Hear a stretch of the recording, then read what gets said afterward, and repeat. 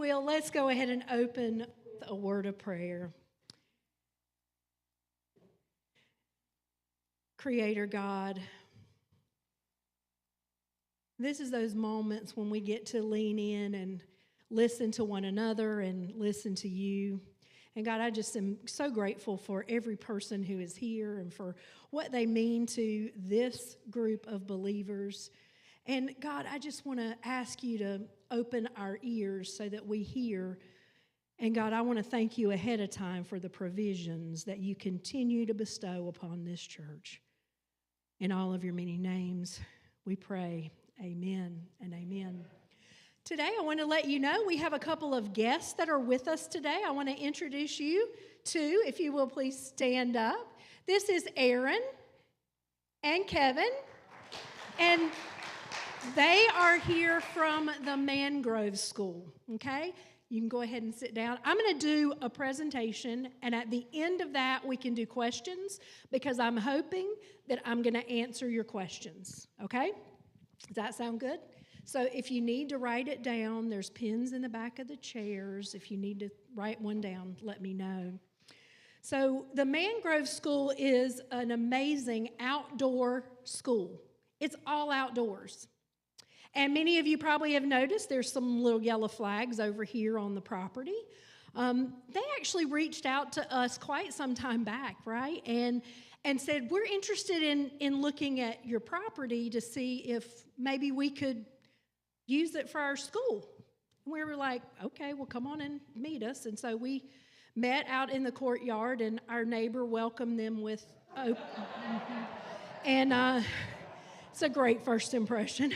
And then we talked about who we are and what we believe, and they shared what they are about and what their educational focus is, and we've moved from there to we want to have them be on our property. And part of the things that they do, they have from pre-K all the way through 8th grade that are out there in the school outdoors. I had some pictures and things that we'll show you, but they're passing around some yearbooks that have some photos in it. You might be asking, well, what does it mean to do an outdoor-only school? Because I was like, I don't know how that works, right?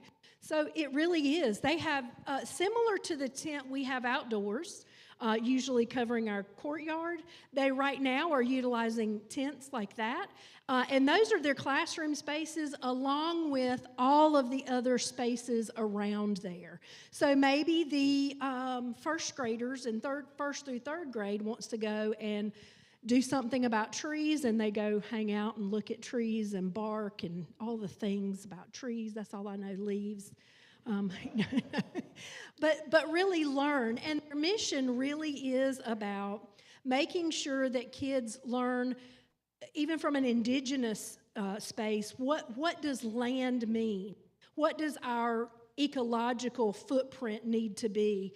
How do we go from the farm to the table, right? And so it's a very interesting and amazing educational curriculum. It's based off of the Waldorf curricula, and it is so fun to watch.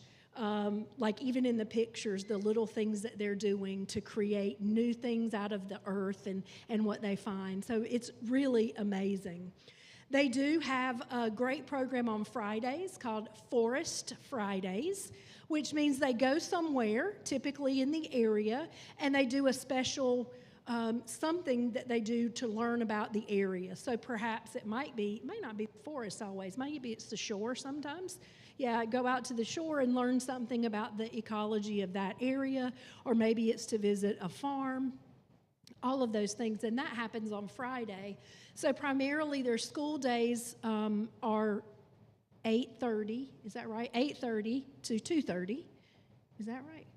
Look, I remembered, yes. And that's Monday through Thursday, okay? Monday through Thursday, they're here on the property. And so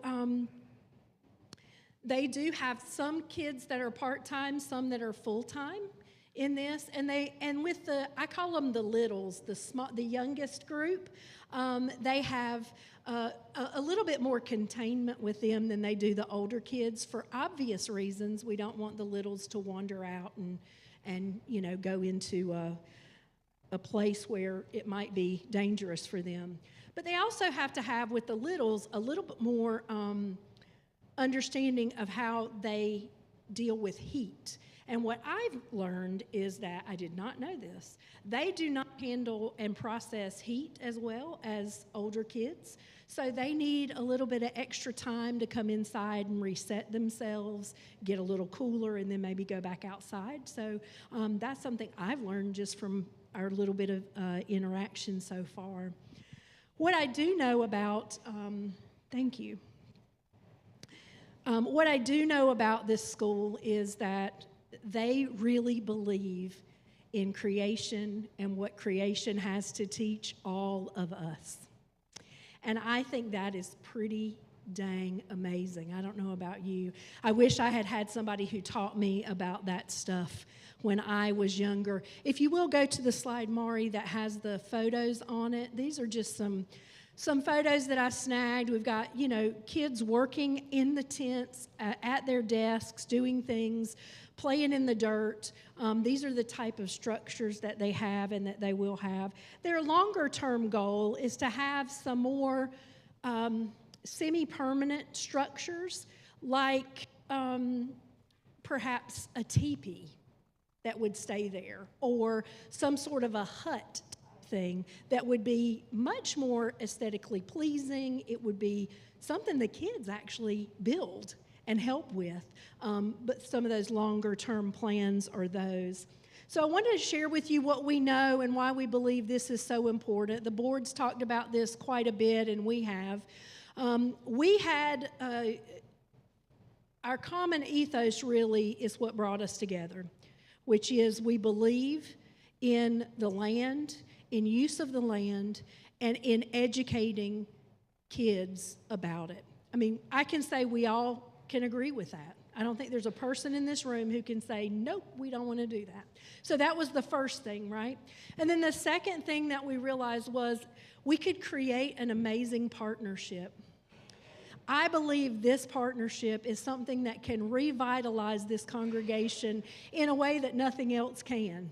Because what happens when we're around children? I mean, we just see it in our kids' moment, right, that we started in the service.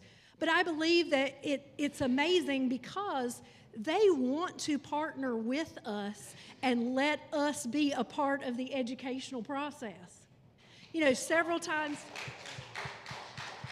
Several months ago, we did some dream sessions. Many of you may have gone to them over in Pierce Hall. One of the most common things that we found in every session was that folks wanted a community garden. Y'all remember that? Yeah? Well, guess what? We can have a community garden. And we can have a community garden with these kids. How amazing is that? And we can be a part of that and learn with them and be a part of that journey. And so what I believe is that it goes along with what we believe about the use of our land. Because we're actually paying it forward, right, in this case. We're paying it forward in investing in kids and in this partnership, and I believe it can be something amazing. We talked about the use of the land with the board, but the staff, we spent a lot of time talking about, okay, what do we want to do with the land, And this happened just as we were starting those conversations, right, JT? And so we all looked at each other and went, well, provision. Look at God, right? We're going to open up the door and send them through for you. And we feel really strongly about that. But it also gives us the opportunity to meet the young families, not just the children, but the young families that are a part of this. Now, I am not under any... I don't want to misspeak in that we believe that 50% of the families are going to start coming to church. Not at all. Our mission is not to bring them into the walls. They are more than welcome to come here if we fit with what they believe. And possibly naturally that could happen, right? but we're not basing a decision off of that, right? But we do believe we can have an impact on all of their lives, okay? So I think that with that, there's some things that we have considered, right? One of the things that we started with was, okay, we have people out here who walk their dogs religiously. Is that going to be a problem? Their answer was like, no, that's cool. They like it. It gives the kids an opportunity to see animals and be a part of that if they want to be. And so we also talked about some other concerns that we might have. Some things that you might want to know about this is the start date. They would like to start moving things in June over to the property so they can do it slowly over the summer and be ready for school to open the day after Labor Day. And part of that is so they can preserve their own health with doing things in the hot part of the summer and do things early in the morning while it's still a little bit cool. So that start date really would be in June, and then the school starts in September. We believe that some people might be going, oh, do we really want tents over there? That's going to look really bad, right? I know somebody's thinking it because I can read y'all's faces. I'm not going to call your names out. We believe that the way in which, yes. Oh, put a tent on wheels so we could just roll it over here for Sundays. I love that. Yes, yes. We know that might be of concern to folks, and what we believe is that the benefits of having them and the relationship we can have with them and what we can do together well outweighs any of what we might perceive as inconvenience, right? I mean, let's be real. On this side of the property, we got signs telling us not to steal stuff out of the garden. And we got tents over here. I'm not sure how we balance. Yeah, right? I mean, to me, and they're also decorated in some ways, right? And so there's stuff there that makes it prettier than just a tent. We also have a tent that we bring out here in the summertime and put up, and I have never heard anyone say, that tent is ugly. We don't want it to look like that in our courtyard. Never. Everybody's thankful that it's there, right? So I think that's what we will begin to be with this particular situation as well. We immediately had some of our board members very rightly to talk about insurance and things that we needed to do to be ready for that. So Amy, our treasurer, has been in contact with our insurance company, our underwriters. We have gone through everything they need in order to provide insurance, which that means is the Mangrove School has a $1 million policy, and we are listed on that policy. What's the term, Amy? As additionally insured, and that covers the insurance requirement for that. Now, we cannot guarantee that our insurance might not go up some, but because they are covering that large amount, we believe it's not going to be nearly as much as it could have been. And we may not increase at all, okay? And that just it makes sure that if anything happens, that it's fully covered by the school, okay? We also wanted to talk about lease terms. When we're talking about a rental relationship, that's always very important. We agreed early on that we needed to do a 1-year lease and reevaluate at about 9 months to see how things are going for them, how are things going for us. It's not that we won't talk between now and then, but just to make sure things are the way we want and what that means moving forward as far as continuing a lease. You know, most commercial leases are for long term. They're like 3 to 5 years. And we felt like that was not fair for either of us. And so they graciously agreed for that 1 year so that we can evaluate where things are. The schedule I already shared with you, Monday through Thursday, 8:30 to 2:30, and of course time before and after that for activities. One of the things I'm really excited about is that They want to sit down with us and plan the calendar for the year so that we can do, we know what activities they need to do on the property. We know what we want to do with them, and then we can account for things that we will be doing. Because there are some things, we always do, like Juneteenth is always going to be here. We're always going to do that service. So they want to come to the table and have that planning relationship with us.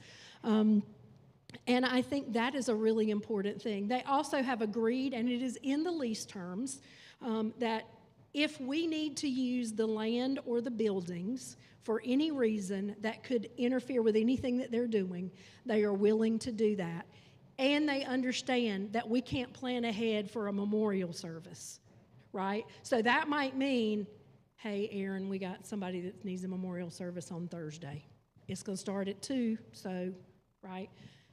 They're completely in agreement with doing whatever that means for the school because they have that flexibility. They also will use the facilities some. So if there happens to be really bad inclement weather, they would be able to use this building as well as Pierce Hall with the stipulation that's in the lease that they set it back exactly the way it was, and they straighten things up so that all of that is covered and they know that. Okay, so those are the things we knew for sure. Any of the board members, is there anything I missed on that?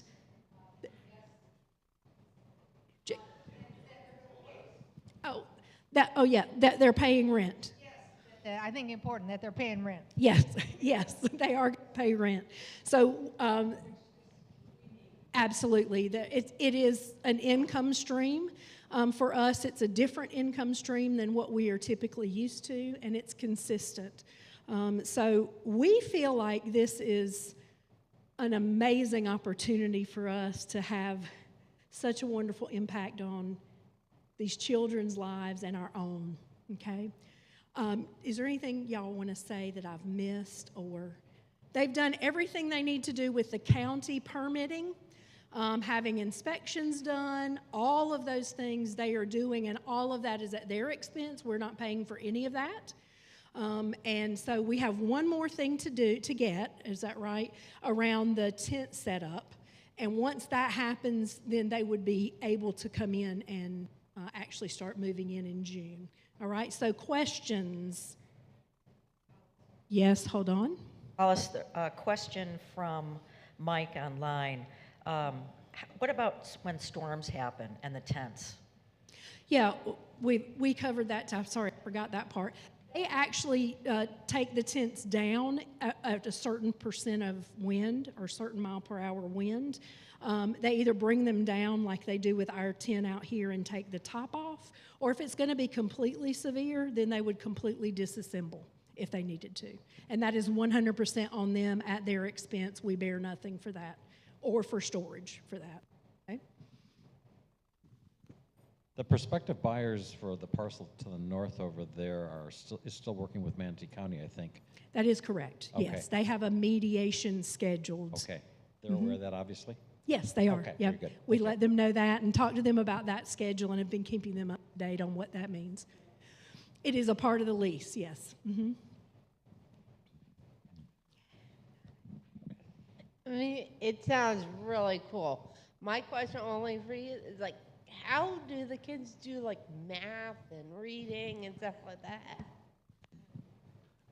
Sure. So we've found that we can do pretty much anything that you do inside, outside. You just have to adapt a little bit. But in our current setup right now, we do have desks, we do have outdoor chalkboards. And so, but we also do a lot of hands-on things. So, math and writing, that could be like in a nature journal. There's lots of ways in which we can integrate those subjects into how we do it. So, yeah. They can use things, from nature to do that, which I think I would do way better in math if I had done that. Yes. As far as parking, they would be parking in the lots like we're parking now? Yes. Teachers? Mm-hmm. Yep. Thank you. You're welcome. And I think on average, we're looking at the most about 10 to 12 cars total. Will the county have to designate part of Lockwood Ridge as a school zone? Will they have to put They in- will not. We've gone through all that stuff with Manatee County, and it is not required. How many students and teacher, how much faculty, how many people altogether do we think that it's going to be? Sure. Right now, probably 10 to 12 teachers, with some of them being part-time. And then right now we have 65 students, but, you know, there would be some, you know, hopefully more than that, but we're not talking about like 200 students or anything like that. Yeah, so around 65. Is access to power going to be required on the property over there for their use? Access to what? Power. Power. Oh. No, they do not have any power needs that we're aware of at this time. If they do need them, at their expense, they are running them and handling that. We are not putting out one dime for this to happen, church, not one dime, okay? I think it's important, too, want you to share your tenure, right? Because that's something we were very impressed by, the number of years you'd been in business.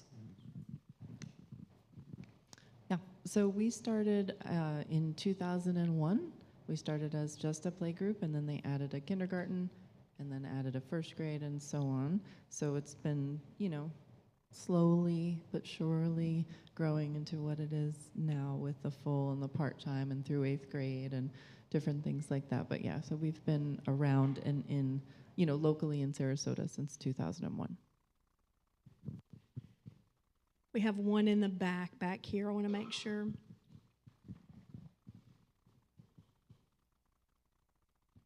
Is there a way that you could share with us, like have a display board or have some things that you're learning about that we can see as well and maybe we can become part of? Absolutely. I mean, if you do have a chance to look at the yearbooks, I'd love for you to be able to see some, you know, you could get a little bit of a peek of what we do throughout the year. Another way that you can also do that, I'm certainly happy to provide whatever you need, but in the interim, you could take a look at our Instagram and Facebook, or social media, and there's a lot of different examples of the types of activities that the students engage in as well. Breathe deep. Any more questions? Over there.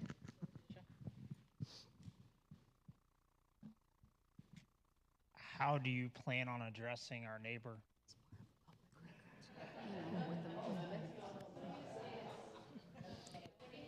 Yeah, we've talked about that, and they're far enough away where they're going to be that it should not be an issue. It'll affect, you know, me and JT and Reverend Lily more than anybody else. Because yeah, we just blah, blah, blah. Yeah, whatever. I just want to say, so Nancy and I and Jana Lee have actually, as board members, traveled to the school. We met and we talked with folks at the school. We looked at the setup. We looked at what they have. The first thing I said was, where was this when I was in grade school? Right? I know, yeah. I mean, like, I spent more time standing in a corner, and you know what? They have tents. They don't have corners. Hallelujah. Can't get sent to timeout. It is, you know, the kids were all engaged. Although we were walking around and looking at things, the kids were focused on what they were doing. The kids were engaged in learning. The work that the faculty does to make school happen is absolutely amazing. If you're a teacher, when this school comes here during the school year, come in the morning and watch what this faculty does to make school happen.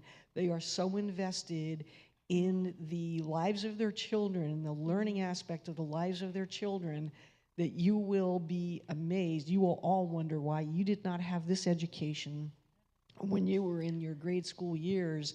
And I know for myself, one of the things that's very exciting is that when kids are around and you hear the laughter of children and the air is filled with the presence of that energy in the future, you will find that your life is enriched by the presence and the existence of this school. on our property. So I encourage you, I know that people have concerns about things, but I encourage you to look more at the possibilities of what will be, not only for the school and the children, but for ourselves individually and our church collectively. Yes, yes. Amen. Very nice. All right, you ready to preach next week? Go ahead. I just had one question about the facilities themselves. You're right along Lockwood Ridge, and we've got the swampland over there, and you got little kids. What steps do you take for security and keeping everybody together or not wandering off? I think it was mentioned a little bit earlier that the younger kids need a little bit more of a container. So right now, the younger ones, for their areas, they have small like fences. And of course, they're always well supervised too. That's like a big part of it. In our current situation, it's kind of interesting because we're on a campus in which a road goes right through it. So we have two parts to it. And we've managed pretty well to stay safe in that scenario. Plus, through all of our adventures in various woods and things, we have just different protocols in place for supervision and this type of thing. And being in a neighborhood now, one of the things that has helped is just always being aware. That's one of the things that we teach the kids too, is in being in nature is really opening up your senses and being more aware of what's happening around you, not to be afraid, but just to be proactive and aware and know who should be where and when. And that goes in terms of, who's normally walking their dogs here, or which neighbors visit, so who's a regular and who's maybe an irregular that maybe needs to have an eye on. Right.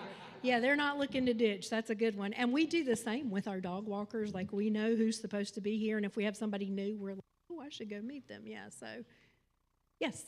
Will you be encouraging volunteers? Oh,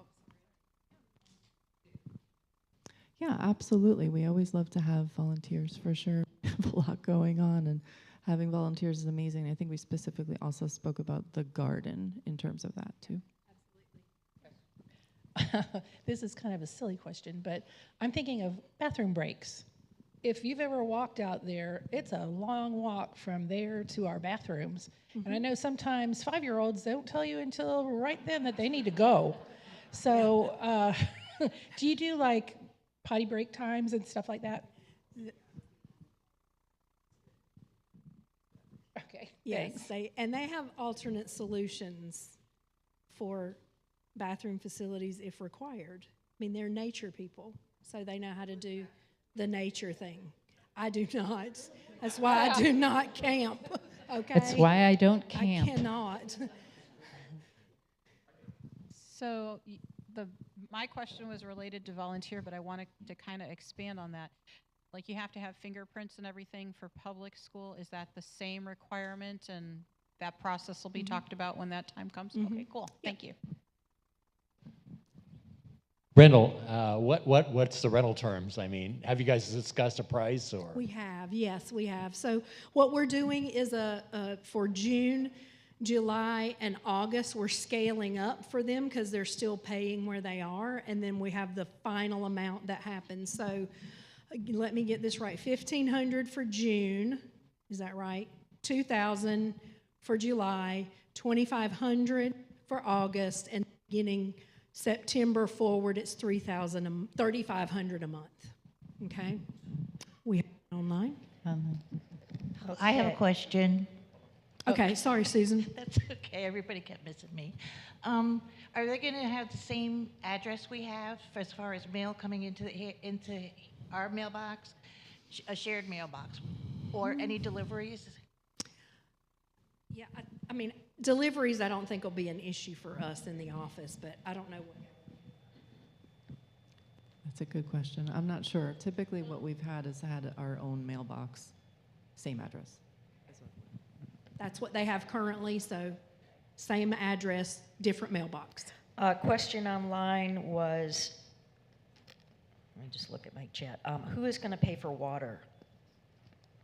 All the utilities are a part of the fee that there's 3 different ways you can do utilities when you lease. One is they pay them all, they are shared, or the lessor pays for them all. We are paying for them all, and we are going to monitor. Amy and I have talked about this, Cindy. We're going to monitor what goes up and what changes, and if we need to go to them and talk to them about that, we're at this point very open to doing that. But we fully believe that we're not going to see nearly as much impact as people would imagine on our utility bills. And to tag off of that, we have taken that into consideration in the pricing negotiation. We did. We kind of figured what we think the percentage increase is going to be, and that is included in there. So.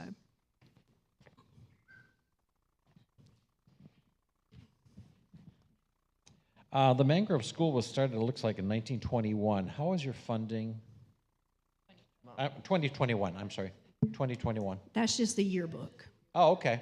Do you have outside sources for funding, or is it just the tuition from the students? How is that set up? We have, we collect tuition, and then we also do some fundraising. Okay. Yep.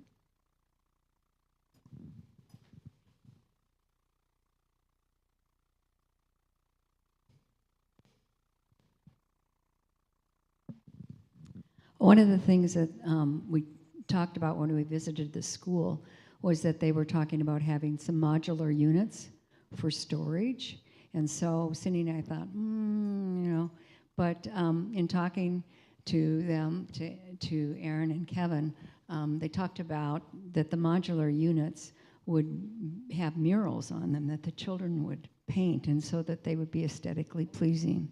And so it isn't just the tents, or maybe they'll have, like they said, a pagoda or a tiki hut, or things that they would be building to replace the tents over time, but there also would be the modular units. So I don't want people to be kind of surprised when they see a modular unit out there. Okay. Thank you for that. And we have, they have been working with an engineer, a land engineer.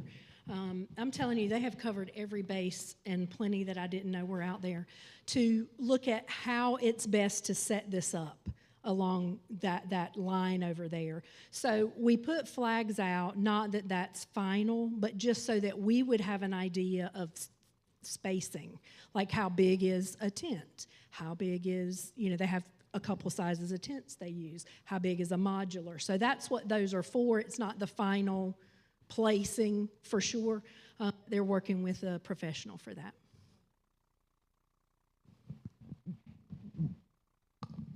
I think we should point out that as far as our transgender memorial garden, that will not be touched. Anything that's sacred to us has been discussed and won't be yes, in any way impacted by it.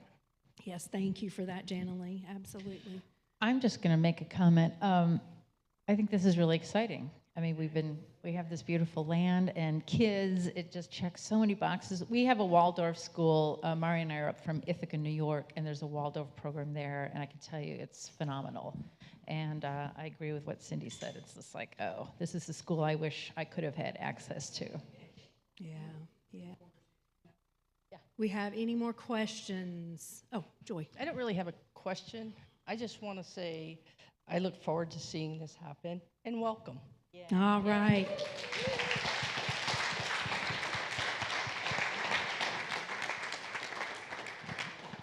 And I think in the vein of our sermon today, what we're really welcoming is we are welcoming educational refugees. And in a way with the tents, it kind of looks like a camp, a refugee camp, but it's so cool. It's so cool. So welcome educational refugees. Love that. Well, we are deeply grateful for your time and all the time that you've put into this. Kevin is the logistical, amazing, makes things happen behind the scenery. Aaron handles the people, the curriculum, all of those things. And so we've really enjoyed having a relationship. So welcome to the Trinity family. We're glad you're here. We're glad that we get to work with you moving forward. So it's just a blessing, right? I mean, who would have thought a year ago? Absolutely.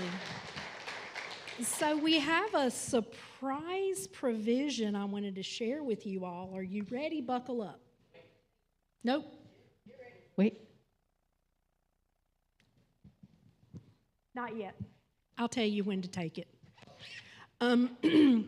We found out yesterday afternoon that we are going to be receiving a little over $29,000 in ERC funds over the next few weeks. And that's not all that we have applied for, but that is a large chunk. They will be mailing the checks on the 19th of May. ERC is when we were in the pandemic time, you could apply for assistance as a small business and all of that stuff.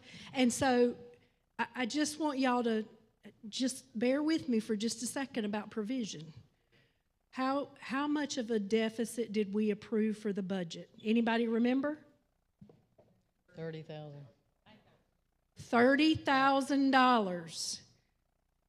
What are we just going to be getting? 29 and some change.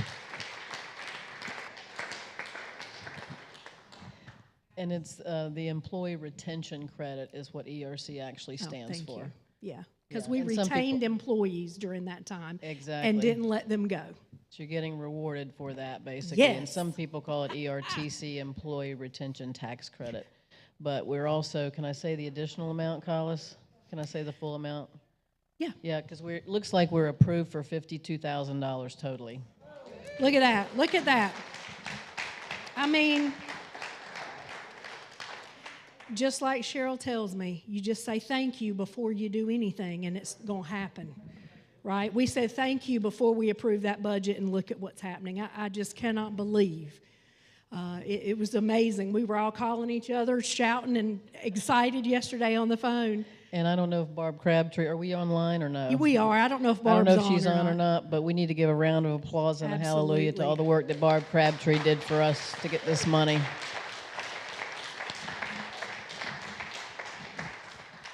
Yeah, she's a saint. Yes. We have a question or a comment. Another question. This is Taylor. We will be a queer church with a school on our property.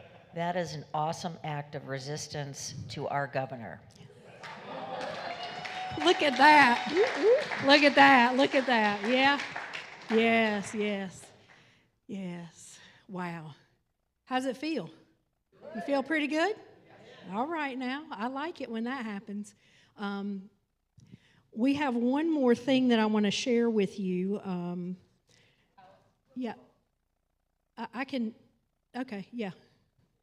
Oh, everybody say goodbye to our online audience. We love you all. Thank you so much for being here. Hi. Yes. Reverend Lily knows about all the things. So are we clear? Am I clear, Jorge? Oh, hey, y'all.